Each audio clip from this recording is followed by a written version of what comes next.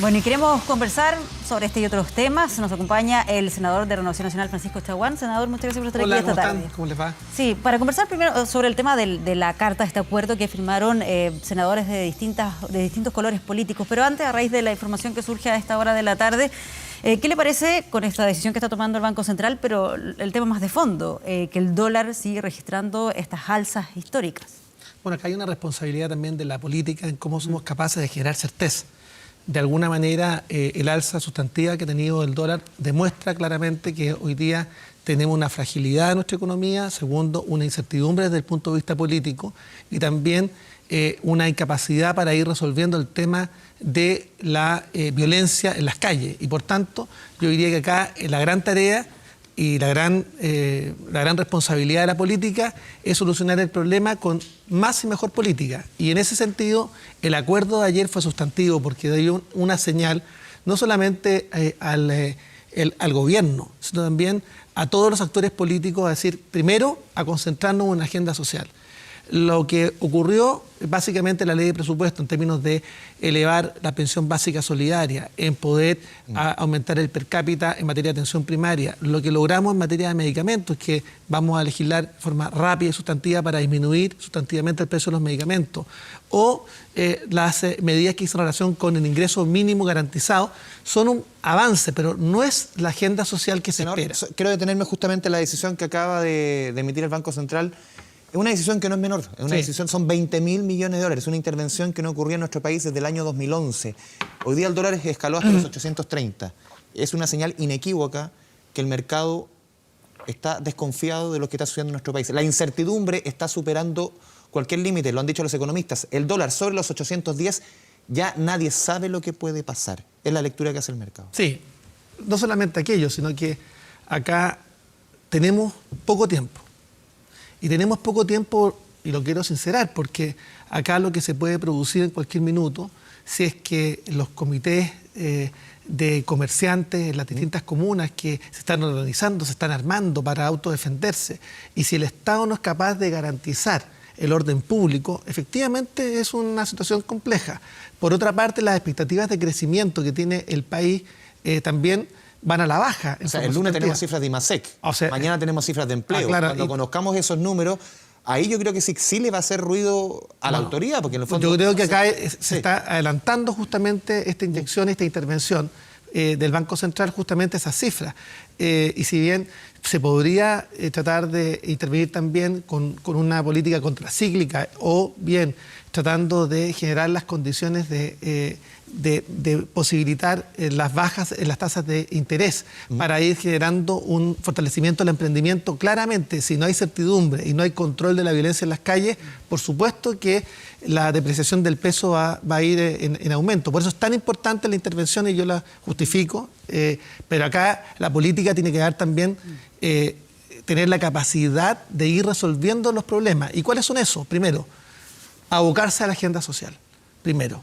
Y eso implica una serie también de expectativas que se han generado sin populismo, porque acá hay una tentación de los populismos de izquierdas y de derechas, sin también o con mucha responsabilidad fiscal, pero con el mayor esfuerzo fiscal.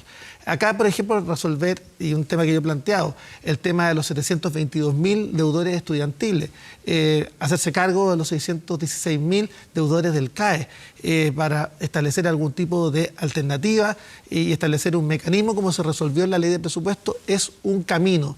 Pero acá los ciudadanos están percibiendo que esto todavía no les llega finalmente a cambiar sus realidades del día a día. Y yo quiero hablar también al pequeño comerciante que hoy día está devastado, al pequeño comerciante de Valparaíso, de Quilpué, de San Antonio, donde hemos vivido un verdadero infierno. Hoy día La Cisterna también ha vivido también una situación bastante crítica. Entonces, yo diría que acá tenemos un problema en términos de cómo somos capaces de evitar también las perspectivas de alzas en el desempleo. Se está hablando incluso de 300.000 desempleados a marzo. Efectivamente, entonces eso por supuesto que es una situación de alerta y por tanto la medida del Banco Central está en la dirección correcta. Lo digo también para traer el tema de esta declaración por la paz social, los derechos humanos y el orden público. se le puso ahí la firma por distintos senadores de distinto color político, donde dicen que el presidente de la República dispone de las herramientas constitucionales para restablecer el orden público y la seguridad del país. ¿Cuál es el llamado que finalmente se hace a través de esta carta? Lo que uno le pide al presidente de la República es que sea capaz justamente de restablecer el orden público. Y esa es la invitación también que le hago yo como senador oficialista, porque esa es una exigencia. ¿No está cumpliendo con ese No, rol? yo creo que acá hay que hacer un esfuerzo mucho más sustantivo. Ahora, esto no se trata finalmente de militarizar justamente el control del orden público. Acá se trata de buscar fórmulas y alternativas que nos permitan aislar a los violentistas, a los que no les importa la mejor salud, se intentan quemar el hospital de San Antonio. Claramente esas personas no están por mejorar la salud de la población, o aquellos que destruyen al pequeño comercio de la calle Condel o en la cisterna, o aquellas personas que emprenden y que hoy día están en una situación de verdad de angustia, están en una situación de verdadera angustia porque no tienen cómo parar la olla o no tienen cómo pagar los sueldos a final de mes. Y eso va a generar más despidos. Por tanto, acá hay que aislar a los violentistas, concentrarse en una agenda social potente. Pero también la señal que se dio ayer fue muy potente desde el punto de vista de decirle, ¿sabe qué? Acá estamos dispuestos a respaldar los proyectos de la agenda de seguridad pública y también decirle al presidente, usted cuenta con las herramientas legales y constitucionales. ¿Cuáles son las herramientas que por supuesto deben implementarse? A ver, a mí me parece que dentro de los proyectos, el que establece la posibilidad de que fuerzas militares puedan hacerse cargo de la infraestructura crítica, del cuidado de la infraestructura crítica. No, yo digo ahora, quizás las medidas que tenga ahora el presidente, más allá de un proyecto de ley que se tramite en el Congreso, las herramientas que tiene... Hoy día, por supuesto, tiene los estados de excepción. A nadie le gusta en democracia tener militares en la calle. A nadie le gusta. ¿Usted cree que hoy día es necesario un estado de excepción? Yo creo que si la situación recrudece, claramente se requiere puntualmente situaciones en algunas regiones o en algunas comunas de decretar estado de excepción si es que la situación persiste. Yo espero que acá la gran mayoría de los chilenos entienda que esto se tiene que resolver con diálogo. Y un país que ha estado castrado de diálogo durante mucho tiempo, se requiere un nuevo pacto social.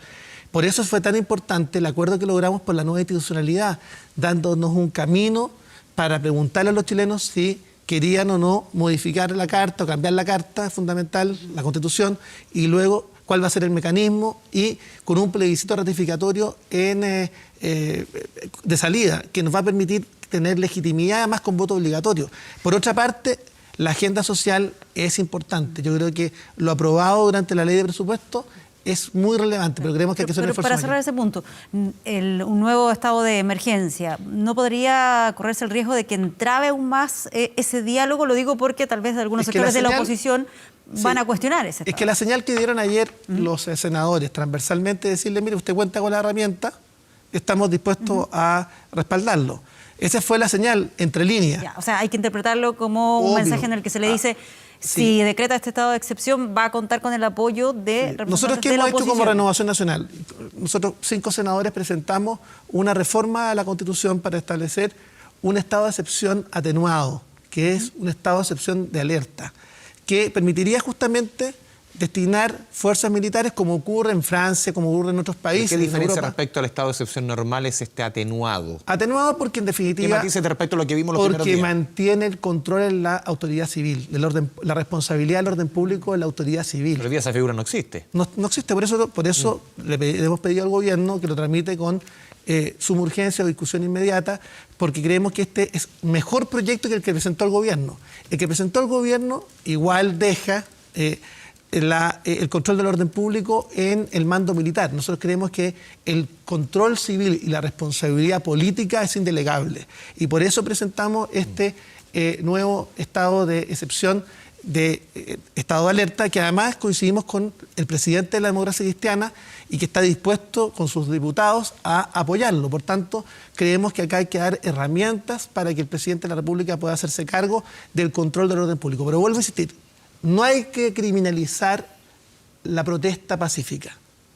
Y esto también lo decimos con mucha responsabilidad. Porque la protesta pacífica es un derecho que tenemos que salvaguardar en democracia. Pero ayer su colega Lagos Weber decía que hay que darle un respiro a la protesta justamente para llegar una suerte, dar un espacio para llegar al diálogo, para aislar. Pero debe haber un respiro en la protesta, esa manifestación legítima, pacífica. Yo creo que la manifestación pacífica es un derecho que tenemos que cautelar en democracia y cada vez que este se desarrolle, por supuesto, es un derecho humano fundamental a nuestro juicio. Pero creemos sin lugar a dudas que estamos en un proceso de diálogo y de entendimiento donde hay que incorporar también a las fuerzas de la sociedad civil. Porque la gente cuando ve la foto de anoche, donde ve, es cierto, senadores de todas las bancadas, ahí sería también importante y potente que en la siguiente diálogo estén incorporadas también las fuerzas de la sociedad civil con las que nos hemos reunido en el Congreso. Nos hemos reunido con los gremios de la salud, nos hemos reunido con el mundo de la academia, nos hemos reunido con el mundo de la ciencia, hemos estado trabajando en las distintas poblaciones, generando mesas de diálogo social, hemos estado en regiones preparando a los futuros constituyentes. O sea, hemos estado desplegados justamente pensando en que acá se requiere, primero, entender que en situaciones como esta se requiere velar por los derechos humanos de todos. No solamente por aquellas personas que han sido vulneradas en sus derechos por la infracción de protocolos por parte de las policías. Entender que acá se violan los derechos humanos de más de 15, 16 millones de chilenos porque no hay hoy día capacidad de tener una vida normal, de la libre circulación, de emprender, y ese derecho humano también debe manifestarse con la misma fuerza y con la misma fortaleza. Sí, ahora, esta carta, esta declaración que cuenta con las firmas también de representantes de la oposición, ¿se puede interpretar como un apoyo a aquellas leyes que está impulsando el gobierno? Me refiero, ley antisaqueo, antidisturbios, o sea, es claro y categórico. Así lo establece el propio texto de la norma, a diferencia del punto 4, que referido a las herramientas que pudiera tener el presidente. Respecto de la agenda antidelincuencia, es completamente explícito. Hay un apoyo a la ley antiencapuchados. De hecho, ayer estuvimos hasta cerca de las 12:30 de la noche aprobando justamente esta ley. Se va a apoyar la ley antibarricada, también la que crea un sistema integrado de las inteligencias en nuestro país. También aquella que establece la modernización de las policías y aquella que establece la especialización de las policías también. Pero vuelve a insistir. ¿Se aseguran esos votos de la oposición? O sea, los digo porque acá firman senadores, algunos senadores. Esto tiene que pasar por el... Obvio, pero ayer estuvieron los votos en el Senado, votaron senadores de oposición en favor justamente de esta iniciativa, la ley antiencapuchados, y pasará a la Cámara. Pero vuelvo a insistir, lo más importante acá es resolver la deuda pendiente que hay en Chile. Y esto dice relación con la inmoral distribución del ingreso y también dice relación con la inequidad territorial. Y yo quiero ser más explícito. La gente percibe, y nosotros también percibimos, que los que tienen más todavía no están contribuyendo a resolver la crisis. Y acá espero también que el siguiente acuerdo, el cuarto acuerdo, sea un acuerdo tributario donde los que tienen más también contribuyan más a resolver las situaciones de inequidad. ¿Otra reforma tributaria cuando la otra ni siquiera está aprobada? Es que yo creo, no, pues está en la Cámara. Sí, pero planteando otra reforma tributaria, pero una vez que se apruebe esta. No, en el Senado. Ya. En el Senado, tener la oportunidad de fijar un pacto social en materia tributaria, donde seamos capaces, por ejemplo, de plantearnos temas que no están hoy día en la agenda. La exención a las ganancias de capital, que es un tema que no está... hacer la actual, la que se está tramitando, bastante más robusta. Más robusta, efectivamente. Por ejemplo, en Irlanda se paga el 30% a las ganancias de capital. En Estados Unidos, dependiendo del plazo en que usted tenga las acciones, ahí tenemos un tema donde sin generar una corrida bursátil, seamos capaces de ir generando certezas, porque lo que quieren también los inversionistas, lo que quieren los ciudadanos y lo que quiere necesita el PYME, y que da la mayor cantidad de trabajo en nuestro país, es certezas jurídicas. Sí, la economía se maneja con confianza. Senador Chaguán, muchas gracias por esta conversación con Canal 24 Horas. Simplemente regalarle este libro, muchas gracias, donde nosotros previmos justamente la crisis. Las crisis se dan cada 40 años en nuestro país. Se dieron con la guerra de la independencia, en las revoluciones del 30, también la batalla de Ircay, la guerra civil del 91, luego la República Socialista del 24, tuvimos después el Seguro Obrero, el 73 y faltaba esta. Esto lo veníamos alertando hace años. Y le quiero decir que la élite, cuando nosotros conversábamos de esto, nos mirábamos como si estuviéramos en otro planeta. Quiero decirle que acá se requiere más sentido de realidad, sobre todo a nuestra élite que está ultra concentrada en 4 comunas de la región metropolitana. Senador, muchas gracias, por esta conversación con Canal 24 Horas. Gracias, que les vaya bien.